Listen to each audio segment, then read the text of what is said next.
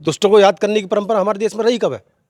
दुष्टों को याद किया जाता है तो रावण के रूप में उसको पुतला जलाया जाता है। गाजी का पुतला जलाइए, औरंगजेब का पुतला जलाइए, हम तैयार हैं। हिंदू समाज आगे आएगा मेला लगाने के लिए। वो इतने ज़बरदस्त दंगे थे कि पूरी तरह से यहाँ के समाज, हिंदू समाज को भयभीत कर दिया गया और पलायन करने के लिए मजबूर किया गया। बचपन में हमने इस शहर के अंदर काफ़ी हिंदू परिवार, हिंदू मोहल्ले देखे। जिन मोहल्लों में हम हिंदू परिवारों में जाया करते थे, आज वहाँ पे एक भी हिंदू परिवार नहीं है। 28 तारीख में चूँकि हाईकोर्ट में डेट लगी हुई थी, वहाँ उनको जवाब दाखिल करना था। उन्होंने जो भी हमने आपत्ति दी थी उस पर अपना स्टैंड, सही स्टैंड लिया। जो उस समय मूल स्वरूप था उसमें काफ़ी उस पक्ष, मुस्लिम पक्ष के द्वारा बदलाव किए गए हैं, दुकानें बनाई गई हैं, नए नए जीने और दरवाजे बनाए गए हैं। जब वो भारत सरकार की संपत्ति थी तो आपने उसमें मैनेजमेंट कमेटी कैसे बना ली? पहली बात तो उनके खिलाफ धोखाधड़ी का मामला ही बनता था, जो शायद किन्हीं कारणों से अभी प्रशासन की जानकारी में नहीं आ पाया। उनका उद्देश्य ये था कि जो सर्वे करने वाली टीम थी उनको मार दिया जाए। नमस्कार, स्वागत है आपका द न्यूज़ गैलेक्सी में। मैं हूं आपके साथ संजय।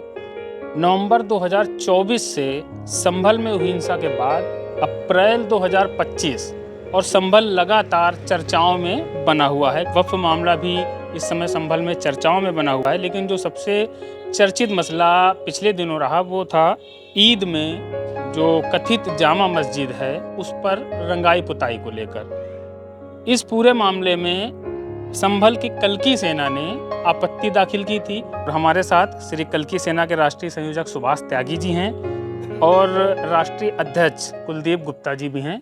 हम ये जानना चाहेंगे कि ये जो सारा विवाद है ये कैसे शुरू हुआ और ये यहाँ तक कैसे पहुँचा? ये विवाद तो बहुत पुराना है। ये बाबर ने इसको तोड़वाया था 1526 में।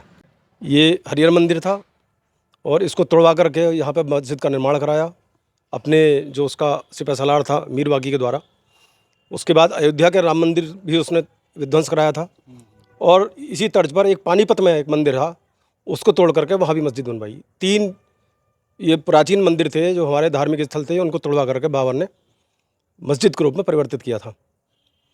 तो हिंदू समाज के अंदर आज भी ये मान्यता रही है कि भगवान कल्की जब कलयुग में अवतार लेंगे तो वो इसी हरिहर मंदिर में प्रकट होंगे। जहाँ जिस स्थान पर हम खड़े हुए हैं ये भगवान कल्की का मंदिर है। ये इंदौर की महारानी अहिल्याबाई होलकर ने इसका निर्माण कराया था, लेकिन इसका निर्माण जो हुआ था वो हरिहर मंदिर के क्षतिपूर्ति के लिए हुआ था, क्योंकि हरिहर मंदिर मुगलों के द्वारा तोड़ करके मस्जिद के रूप में परिवर्तित कर दिया गया। वहाँ पर पूजा अर्चना बंद हो गई, तो उस हरिहर मंदिर के परकोटे में भगवान विष्णु की कल्की के रूप में पूजा पाठ होता रहे, उस उद्देश्य से महारानी अहिल्याबाई जी ने इस मंदिर का निर्माण कराया था। ठीक वैसे ही जैसे बनारस में उन्होंने जी, वैकल्पिक व्यवस्था के तौर पर ये हरिहर मंदिर के परकोटे के अंदर ही आता है। ठीक यहाँ से 10 फीट अगर उधर ये मंदिर होता तो हरिहर मंदिर के परकोटे में नहीं होता। तो उस तरह से हरिहर मंदिर के परकोटे में तभी से लगातार निरंतर हिंदू समाज पूजा अर्चना करता चला रहा है। हरिहर मंदिर में पूजा अर्चना बंद नहीं हुई है, लगातार चल रही है। वो बात अलग है कि वो जो स्थल है प्रॉपर, जो वो बिल्डिंग है उसके अंदर पूजा नहीं हो रही है, लेकिन उसका जो ये परकोटा है उसके अंदर पूजा हो रही है, तो हरिहर मंदिर के अंदर ही पूजा मानी जाएगी। अच्छा, जब हम यूपी में जब भी ध्वंस हुए मंदिरों की बात करते थे राजनैतिक चेतना के रूप में, तो हम बात करते थे अयोध्या, काशी और मथुरा। जो आज के हालात हैं संभल के, उसको देखें तो मुझे लगता है कि इन तीनों जगहों से ज़्यादा महत्वपूर्ण संभल रहा है और इन तीनों तीर्थों से ज़्यादा ध्वंस भी संभल ने झेला है। ऐसा है कि हमारा जो मूल है, हम RSS मूल के हैं, संघ के स्वयंसेवक हैं पुराने। हमें जानकारी है कि विश्व हिंदू परिषद ने या संघ परिवार ने जो ऐसे विवादित धार्मिक स्थल जो मस्जिद के रूप में परिवर्तित कर दिए गए थे उनको छांटा था कि जिनको हम स्वतंत्र कराएंगे, उनमें ये हरिहर मंदिर संभल भी सम्मिलित था और इसका 8वां स्थान था। लेकिन समय का चक्र घूमा है। ये अयोध्या का राम मंदिर के निर्माण के बाद दूसरा नंबर अयोध्या, मथुरा, काशी, ये 3 वरीयता के क्रम में थे, लेकिन वरीयता का क्रम पलट गया समय का चक्र घूमने से।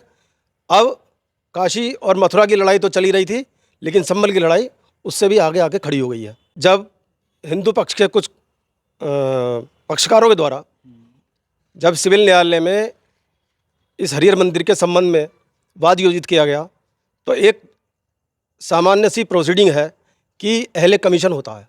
ये सर्वे नहीं था, ये अहले कमीशन था जो प्रत्येक वाद में कोर्ट के आदेश से होता है। लेकिन उसका भ्रामक प्रचार हुआ, सर्वे के रूप में मुस्लिम पक्ष के द्वारा किया गया। सर्वे ऐसे नहीं होता, सर्वे का ऑर्डर अलग से होता है, वो सर्वे एएसआई के द्वारा किया जाता।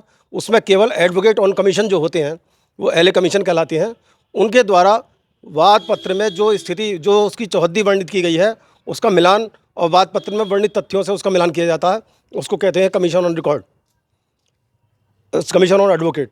उनके द्वारा उसकी जो रिपोर्ट तैयार की जाती है, वो एक सामान्य प्रक्रिया थी।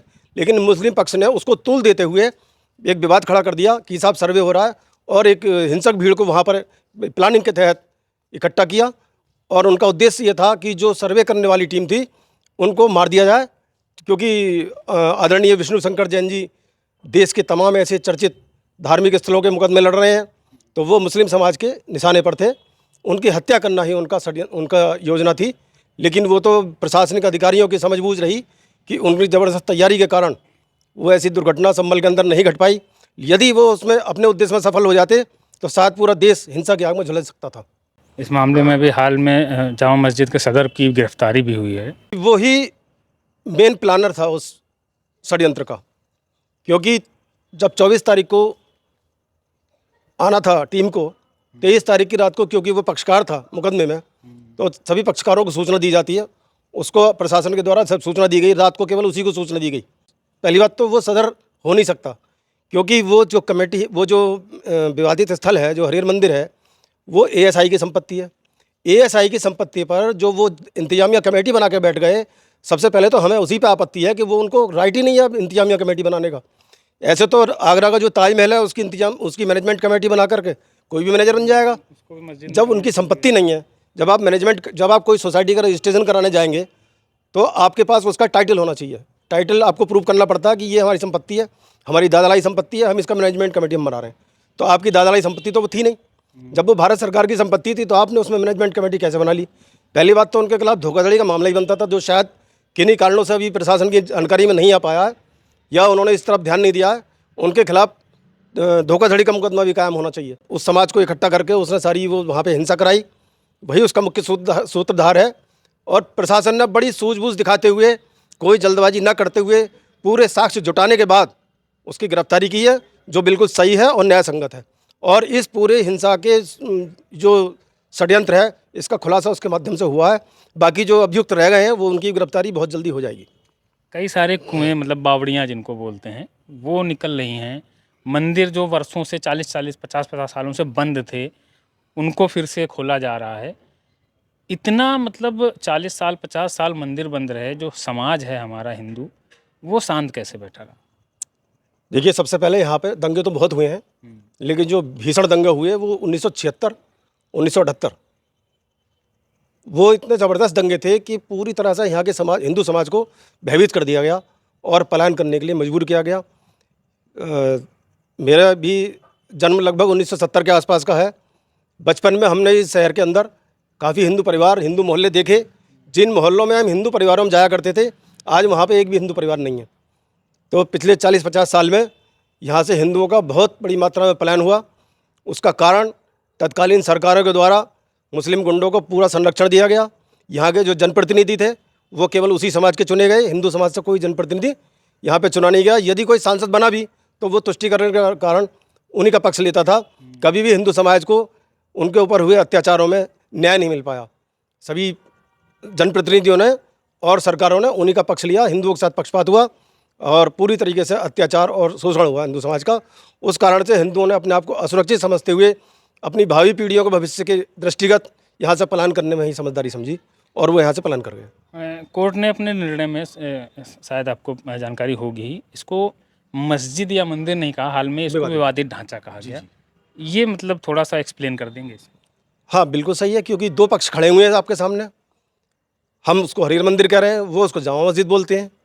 तो कोर्ट के सामने ये बात बिल्कुल न्याय संगत कोर्ट को लगी कि किसी भी पक्ष की भावनाएं आहत ना हो। हम बार बार कोर्ट के अंदर चीख चीख के हरिहर मंदिर बोलेंगे, उनको बुरा लगेगा, वो जामा मस्जिद बोलेंगे तो हमें बुरा लगेगा।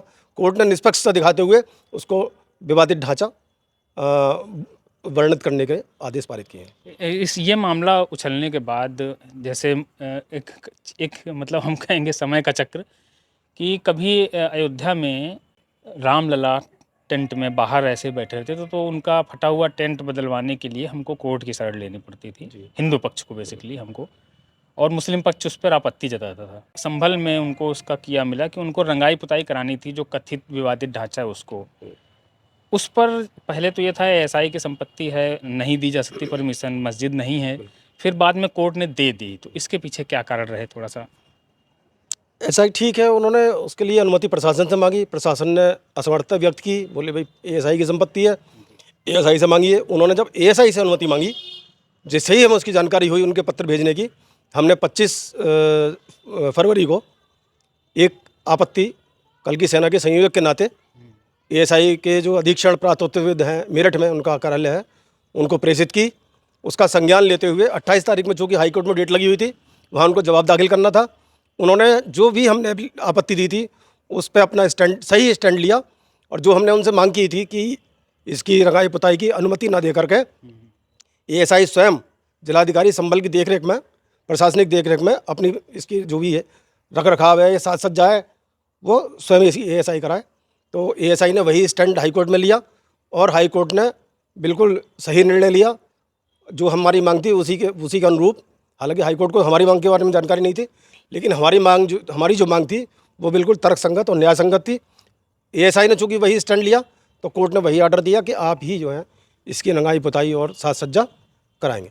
अगर हम जो कुछ कथित विवादित ढांचे हैं देश में, जैसे आप जौनपुर की मान लें अटाला मस्जिद जिसको कहा जाता है, या भोजशाला को देखें, जो ब्लाइंड पर्सन होगा वो भी देख के बता देगा कि ये हिंदू संरचना है, लेकिन सालों साल जो है उस पर मुस्लिम पक्ष का कब्जा रहता है। चाहे अटाला मस्जिद हो, वहाँ नमाज़ पढ़ते हैं, वो यहाँ भी नमाज़ पढ़ते हैं, भोजशाला में भी नमाज़ पढ़ते हैं।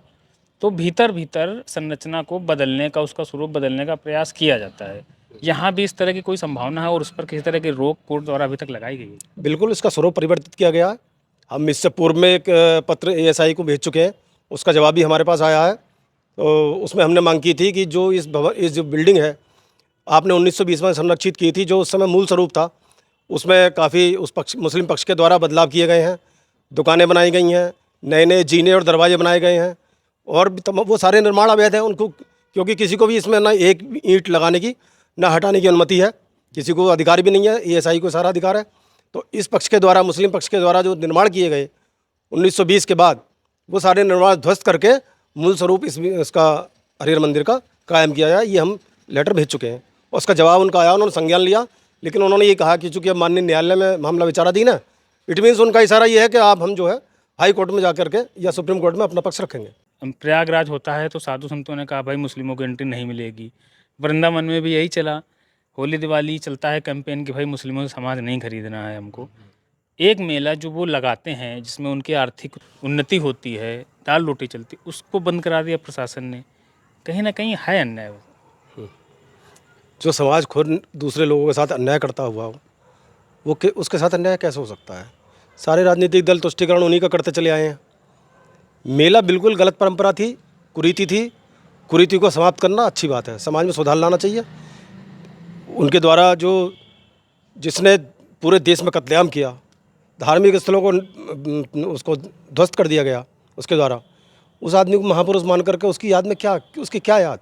दुष्टों को याद करने की परंपरा हमारे देश में रही कब है? दुष्टों को याद किया जाता है तो रावण के रूप में उसको पुतला जलाया जाता है, गाजी का पुतला जलाने लगे।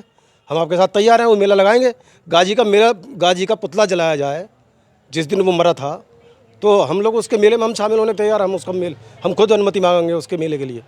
गाजी का पुतला जलाइए, औरंगजेब का पुतला जलाइए, हम तैयार हैं। हिंदू समाज आगे आएगा मेला लगाने के लिए, उसका मेला लगाते हैं। और जैसे रावण को फूकते हैं हम, ऐसे औरंगजेब को और गजनबी को, इसे गाजी को भी फूकें। देखिए क्या है, कई बार हम जिस मंजिल को अपनी बुद्धिमानी से प्राप्त नहीं कर पाते हैं, उस मंजिल को हम अपने विरोधियों की, कहना चाहिए उसकी जो दुर्बुद्धि है, उसके कारण से प्राप्त कर लेते हैं।